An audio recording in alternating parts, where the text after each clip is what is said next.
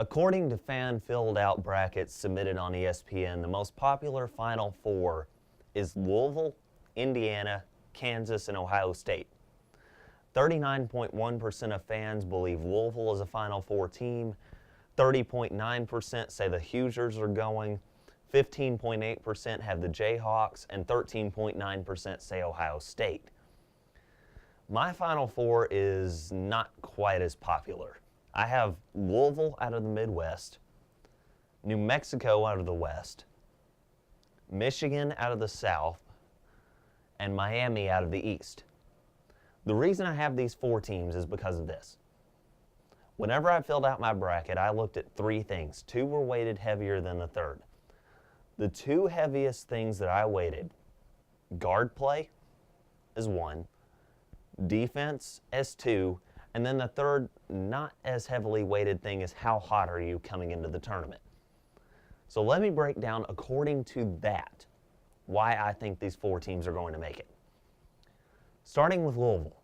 As I said, being hot helps, and very, very few teams, if any, enter this tournament as hot as the Cardinals are right now. They've won their last 10 games, which includes the Big East tournament, and as I said before, called that, and I'm going to go ahead and gloat about it now because that might be the last good thing that I call this year.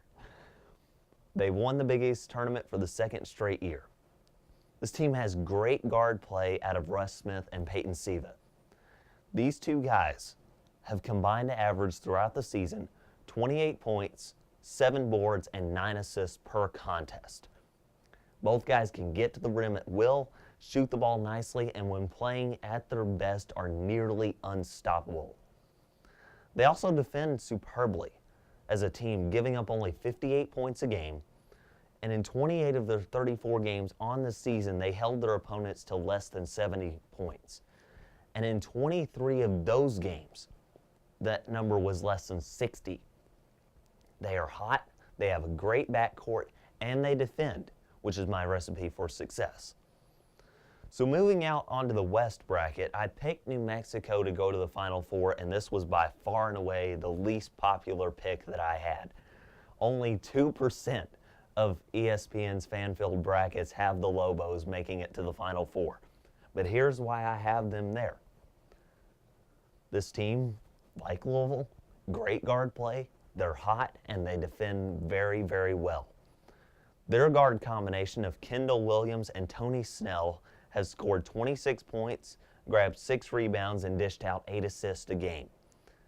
This is a team that gets after it defensively, averaging 6 steals and 4 blocks a contest, and they only give up 60 points a game. They have won 9 of their last 10, including the Mountain West Conference Championship game against a very good UNLV squad who got a 5 seed as an at-large. So that might give you a hint as to how tough the Mountain West Conference was this year. Keeping on with picks from way out in left field, I chose Michigan to represent the South in the Final Four. I've seen a lot of inconsistency with the Wolverines this season, and that worried me with this pick a little bit. But I feel as if the Wolverines are one of those teams that can just get hot very, very quickly.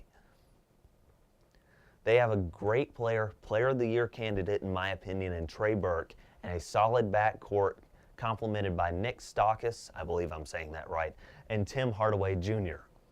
These three guys have averaged 46 points and 10 assists between them per game. While not coming in nearly as hot as the other two teams that I mentioned, I believe their solid backcourt can carry them through some inconsistency, and they defend really well. They're a tenacious defensive team. They can get a lot of steals, turn you over very quickly, and get out in transition. Easy, fast break opportunities will often help a team get through inconsistent guard play and inconsistent play altogether.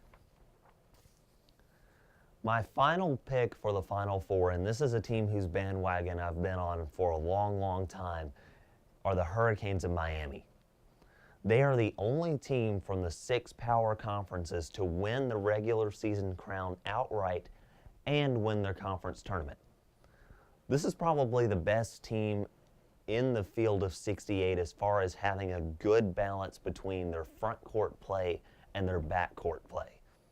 They have one of the best guards in the country in Shane Larkin, who, by the way, for all you Cincinnati Reds fans out there, is the son of great Barry Larkin. Their backcourt of Larkin, Duran Scott, and Trey McKinney-Jones have combined for 37 points and 9 assists a game. This is a team that only turns the ball over 11 times a game, and they shoot very well from three at 35%. They only give up 61 points a contest, and they notch 6 steals and 5 blocks a game.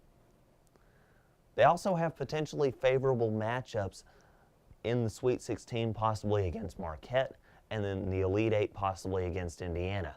And I've said this before, the Hoosiers especially struggle with teams with great front courts, and that's what Miami brings to the table.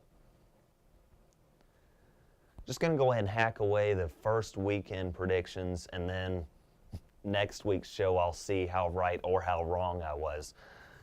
My Midwest Sweet 16 is number 1 seed Louisville, number 2 seed Duke, 3rd seeded Michigan State, and 5th seeded Oklahoma State.